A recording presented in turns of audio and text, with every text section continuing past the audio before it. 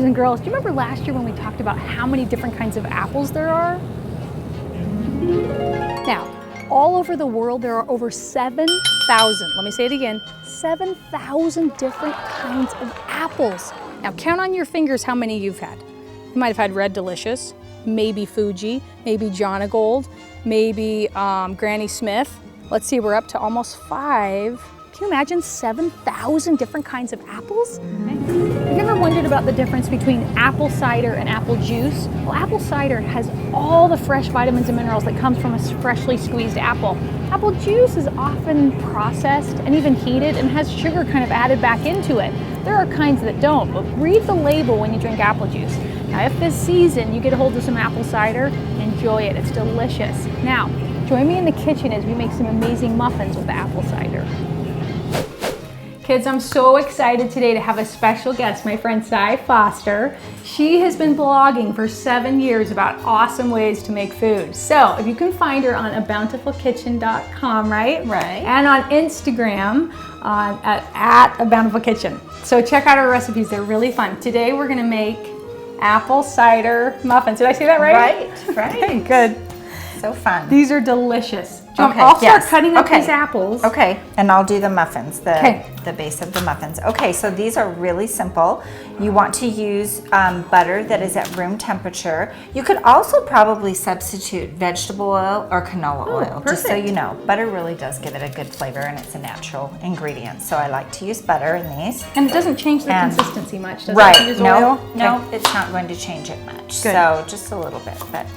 Okay, so you get the butter into your bowl, and you can use a mixer if you want, but you can also just use a whisk.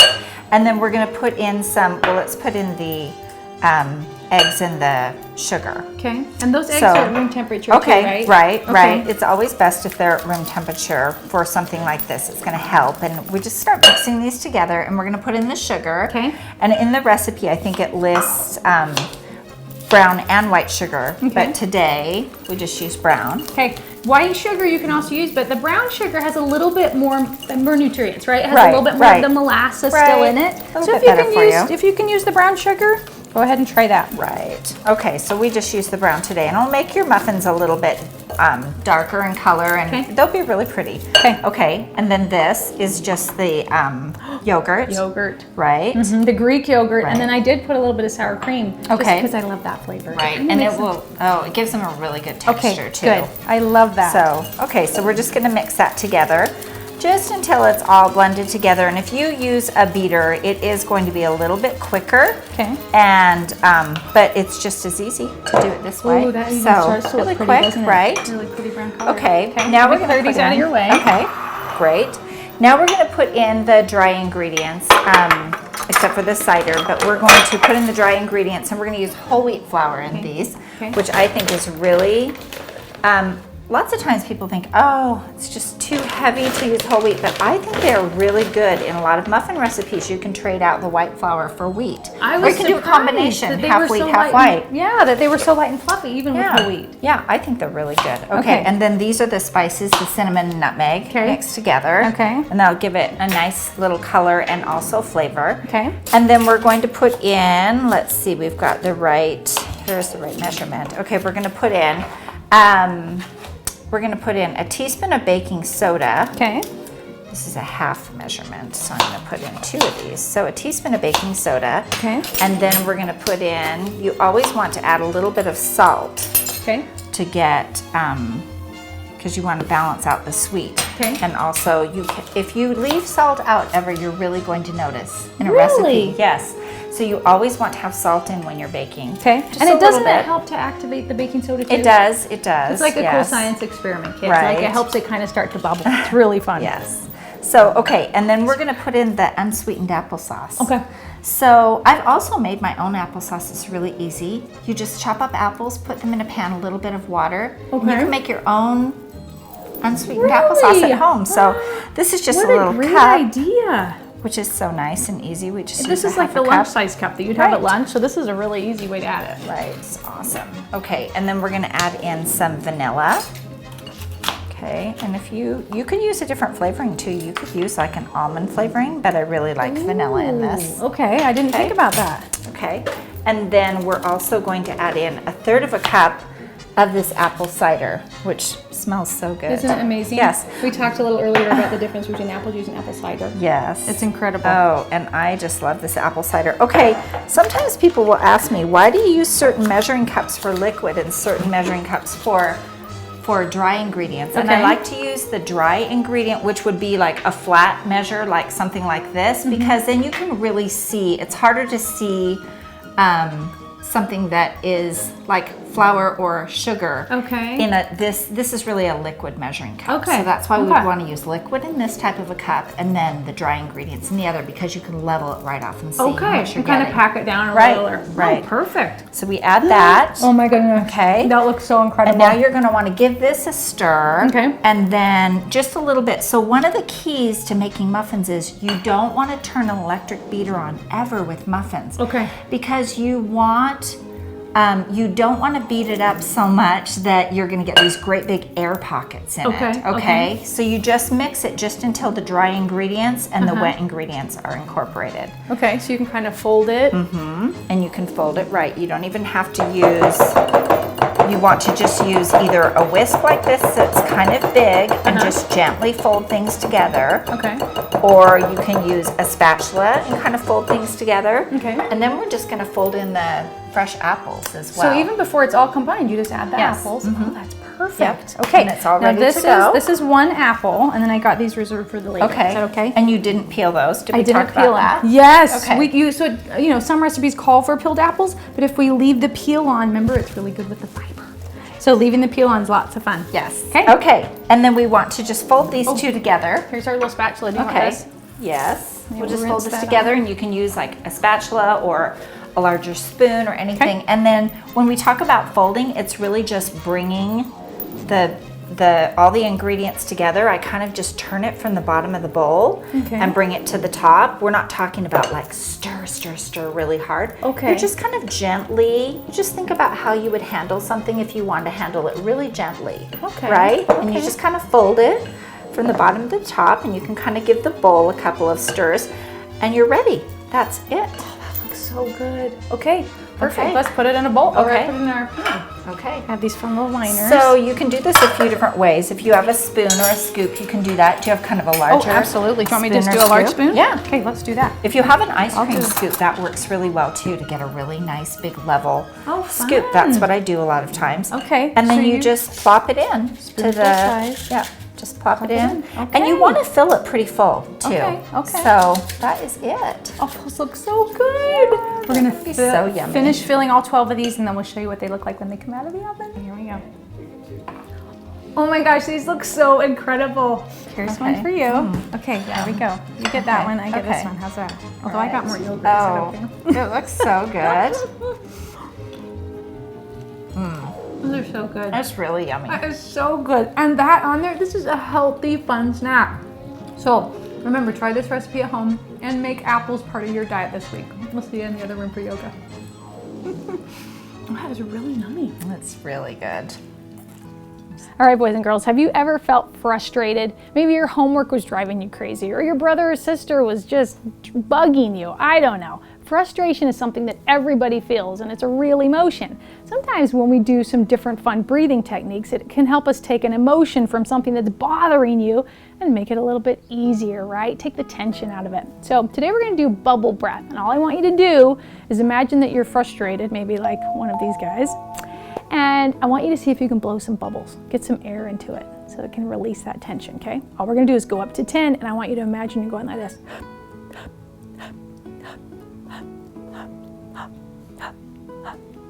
Hold it. And exhale. Nice job. Now it's the opposite of what you would think of blowing a bubble. We're actually taking air in because we're creating more space in our body to deal with that frustration, right? So here we go. Another bubble breath. All the way up to 10.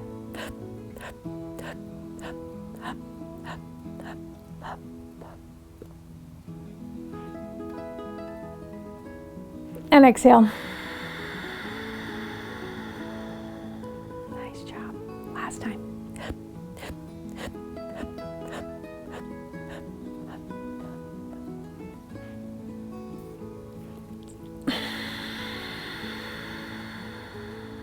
Nice job, way to go. Okay, we're gonna do something called a big toe posture today, all right? So what we're gonna do is we're gonna stand up. I'm gonna turn to the side so you can kind of see it. We're gonna bend forward and kind of touch the ground. Now you might not be able to touch the ground, but that's okay. If you can't, bend your knees and take these two fingers, your pointer finger and your middle finger, and wrap them around your toes. So you could walk if you wanted to like this, okay?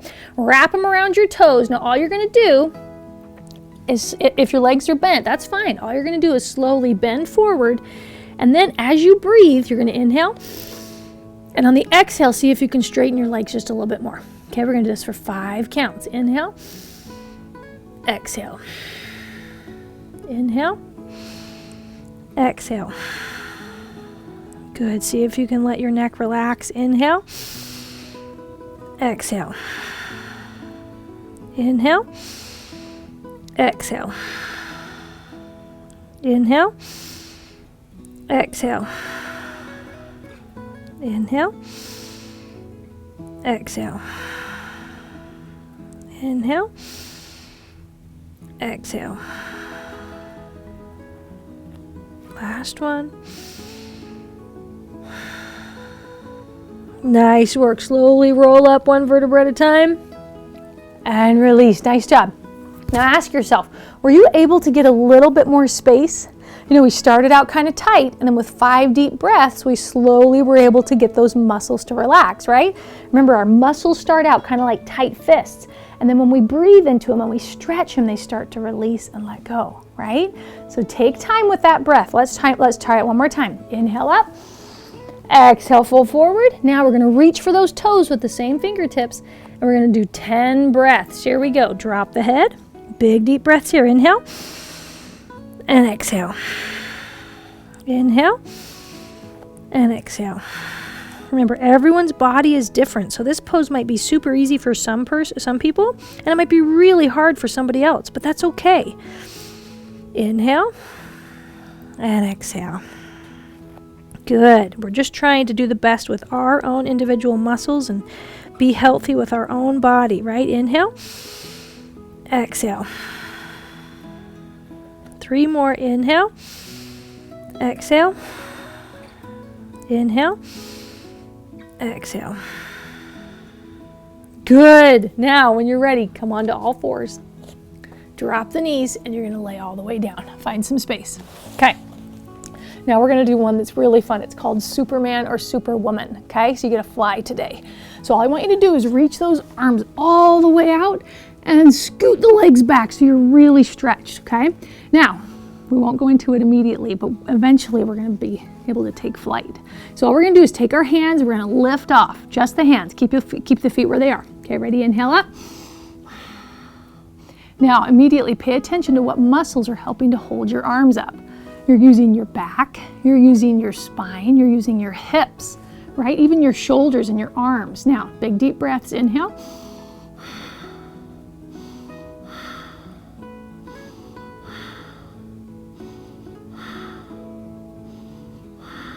And release. Nice job. Now, hands come down, press the hands into the floor, and then use them to leverage while you lift the legs up. Okay, inhale up. Good. Now notice what muscles you're using now. I can feel my leg muscles. I can feel my sit bones. I can feel my toes and my heels. Keep lifting them. 2 more.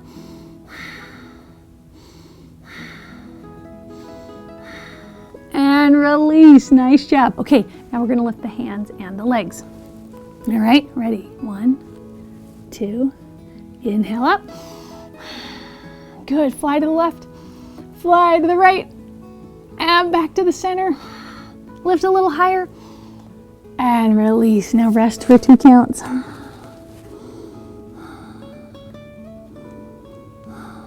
Okay, we're going to try one more. Lift the arms and the legs. Here we go. Inhale up. Good. Keep lifting. Fly to the left. Fly to the right. And all the way back to the center. Big deep breaths. Lift a little higher. And all the way back down. Nice job.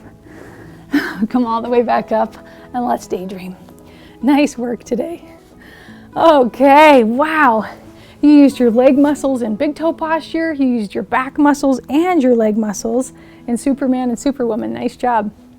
Okay, we're gonna daydream today. Here we go. You know the routine. Now, sometimes when you're frustrated, your muscles tense up. So I want you to imagine as we go through all the muscles in our body that they're super, super tense. And then you practice letting them go and relax. Okay, here we go. Starting at the toes. Make your toes super tight, curl them in, and then relax them. Move up to the calf muscles, make them tight, tight, tight. And your leg muscles, and release. Nice job. Move up to the hips and into your stomach, make them tight, tight, tight. Squeeze those muscles and release them. Moving up to the chest and into the shoulders, make them tight, tight, tight. And release. Move out to the biceps, the triceps, the forearms, and even into the fists. Rotate your wrists and clench your fists together, make them tight. And then relax. Nice job. Big deep breaths.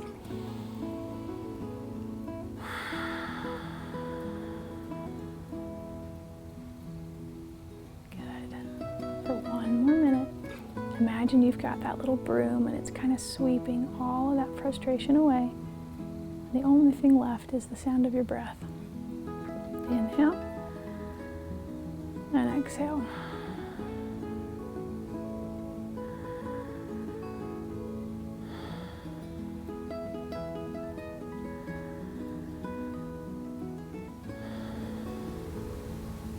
Nice job. If you feel those thoughts kind of run back into your head, get that broom out and just sweep them away.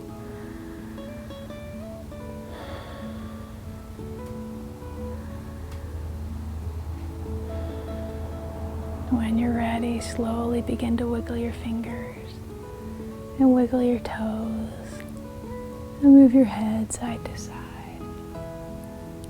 Open your eyes and let's take one final breath. This time just rest your hands in your lap. And we're going to go all the way up to 10. Sit up really, really tall. Inhale.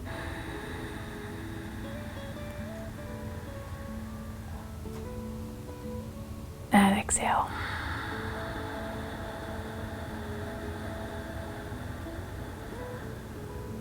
Nice work. Way to go. We'll see you next week on Yoga Me Do.